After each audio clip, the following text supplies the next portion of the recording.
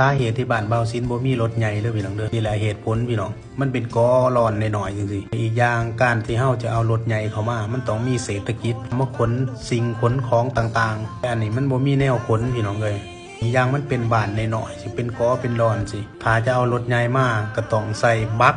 พี่น้องแต่ช่วงหน้าแล้งนี่มันมาบ่ไหลพี่น้องเพราะว่ามันจะมีหินน้ำมันจะตื่นแต่ว่าช่วงหน้าฝนหันมีอยู่พี่น้องส่วนหน่อยรถใหญ่สิมาพี่น้องนอกจากเสียว่ามีบุญมีงานพี่น้องเขาจ้างเครื่องเสียงจังซี่ใส่บักขามมาพี่น้องเลยสำหรับคนอยู่ในบ้านนี่แม่นบ่ได้ใส่รถใหญ่พี่น้องส่วนหลายจะแม่นใส่มอเตอร์ไซค์แล้วก็รถอีแท็กรถไถนาเฮาพี่น้องเลยรถจักรยานรถถีบพี่น้องเลยส่วนการใส่หลายๆนี่แม่นใส่เหือพี่น้องแต่ละหลังคาเหือนี่ต้องมีเหือเป็นของเจ้าของพี่น้องว่าเหือนี่เป็นสิ่งสำคัญที่สุดในการเดินทางบ่ว่าเฮาสิเข้าไปในตัวเมืองพี่น้องต้องไล่ใส่เหืออย่างเดียวพี่น้องบ่มีรถใหญ่มาหับเอาได้พี่น้องบ้านเบาซินนี่ต้องใส่เหืออย่างเดียวเลยฉะนั้นแล้วบ้านเบาซินเขานิยมซื้อเหือเพราะว่ามันเป็นการ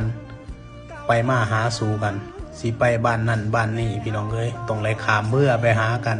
คันบ่มีเหือถือว่าบ่มีขาเลยนะพี่น้องบ่ต่างกันกับอยู่ในเมืองนะพี่น้องอยู่ในเมืองก็ต้องมีรถใหญ่